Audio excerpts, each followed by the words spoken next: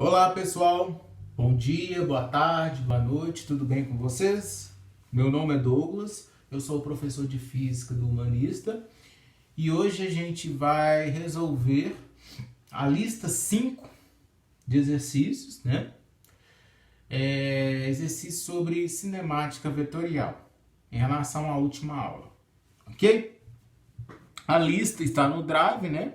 Conforme a gente falou para vocês, é só vocês baixarem e acompanharem a nossa resolução, ok?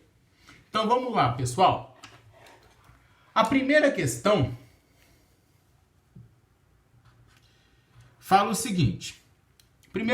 A primeira questão pergunta: assinale entre as alternativas que contêm apenas grandezas vetoriais. Vamos lá, vamos só relembrar. Eu disse para vocês que a gente tem dois tipos de grandezas: grandezas vetoriais e grandezas escalares. As grandezas escalares são aquelas que podem ser definidas apenas com um único valor, né? Apenas com um valor.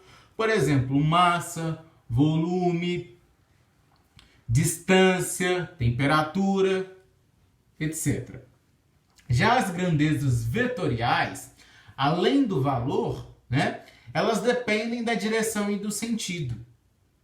Exemplo: velocidade, aceleração, campo elétrico, campo magnético, ok?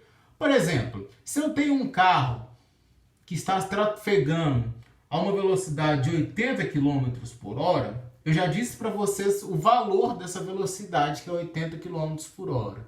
Mas muitas das vezes isso não é suficiente. Por quê?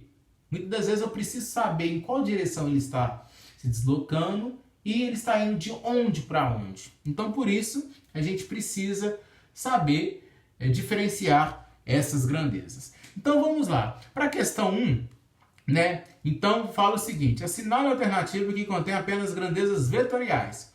Ora, olha só, a letra A. A letra A fala velocidade, né? Velocidade é uma grandeza vetorial. Força. Força também é uma grandeza vetorial. E trabalho. Trabalho já não é uma grandeza vetorial. Ok, pessoal? Trabalho é uma grandeza escalar. Ok? A gente vai ver mais pra frente o conceito, né? De trabalho. Mas a priori eu falo para vocês que trabalho é uma grandeza escalar, ok? Letra B, trabalho não é uma grandeza vetorial. Campo magnético é uma grandeza vetorial.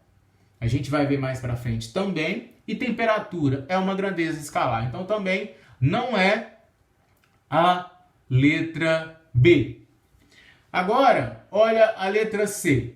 Campo magnético é uma grandeza vetorial, porque a gente precisa informar a direção e o sentido, né, do campo magnético. Então é uma grandeza vetorial. Assim como o campo elétrico. A gente precisa determinar a direção e sentido. E força também, né, como eu já havia dito, força também é uma grandeza vetorial. Tá? Então a nossa resposta é a letra C. A letra D, olha só, massa não é, porque massa é uma grandeza escalar.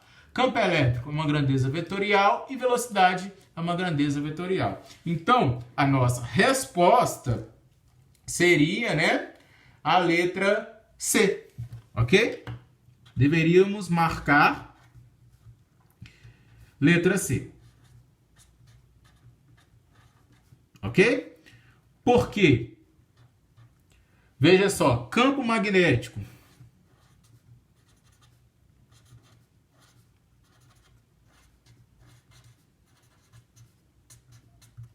Campo magnético. Campo elétrico.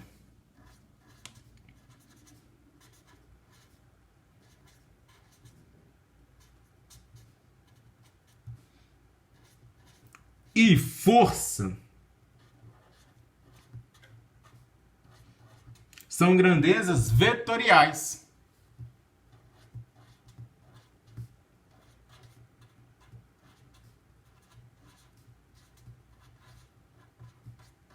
Ok?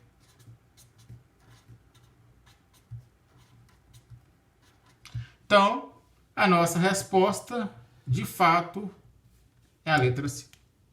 Beleza? Estamos compreendidos? Pessoal, vamos para a questão 2. A questão 2 fala o seguinte. Um cabo puxa uma caixa com uma força de 30 newtons.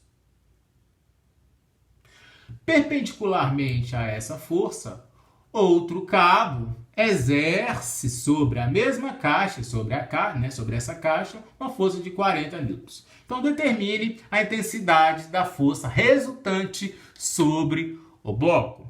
Pessoal, vamos lá. Sempre quando a gente tem esse tipo de questão, é importante a gente fazer um desenho, porque o desenho ajuda a gente a raciocinar melhor, a enxergar melhor, né, as coisas. Então vamos lá, vamos fazer o desenho aqui.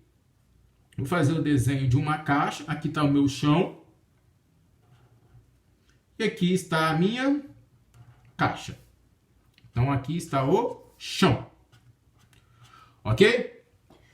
Bom, galera. O problema fala o seguinte, que um cabo puxa a caixa com uma força de 30 newtons. Então, por exemplo, eu tenho uma força nesse sentido, eu vou colocar nesse sentido, não importa, porque vocês vão ver depois. Então, eu vou chamar de F1, tá?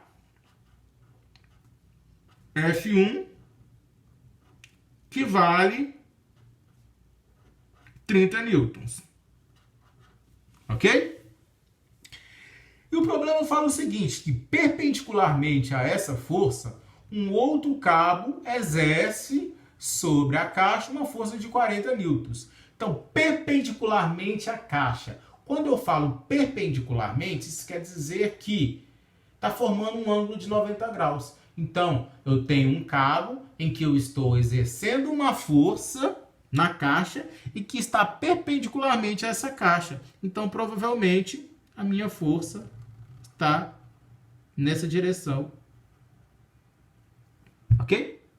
O sentido também não importaria. Mas eu vou colocar nesse sentido para facilitar o nosso raciocínio. Ok? Então, eu vou chamar essa força aqui de F2, que tem 40 newtons.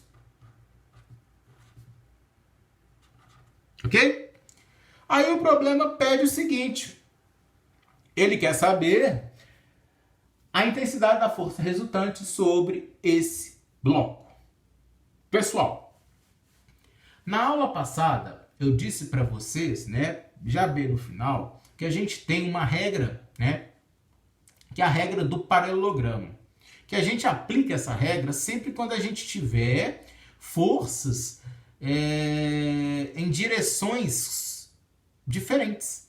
Então, nesse caso eu tenho uma força na direção horizontal e eu tenho uma força na direção vertical. Então eu posso sim aplicar, neste caso aqui, a regra do paralelogramo. Então, como é que eu faço? Eu traço retas paralelas, primeiro a esse vetor, é como se eu estivesse trazendo esse vetor para cá. Então eu vou ter uma reta paralela aqui. E depois traço uma outra paralela em relação a esse vetor. É como se eu trazesse esse vetor para cá. Então vai ficar assim. Ok? O meu vetor resultante vai ser a união dos vértices desse com esse. Então, o meu vetor resultante é esse daqui. Ok, pessoal? Então, meu vetor resultante. Ok, pessoal, vamos lá. É o seguinte, o que eu vou fazer? Eu vou pegar esse desenho e vou vou ampliar esse desenho para cá, ó. Vou trazer ele para cá, para ficar mais fácil da gente visualizar, ok? Como vocês viram, eu formei um triângulo, né? Aqui, a base do meu triângulo é esse vetor F1, não é? F1 que vale 30 newtons. Esse lado aqui seria o meu vetor F2, porque é como se eu estivesse rebatendo ele para cá, porque eu tracei paralelo a ele. Então, esse daqui seria o meu vetor F2, não é?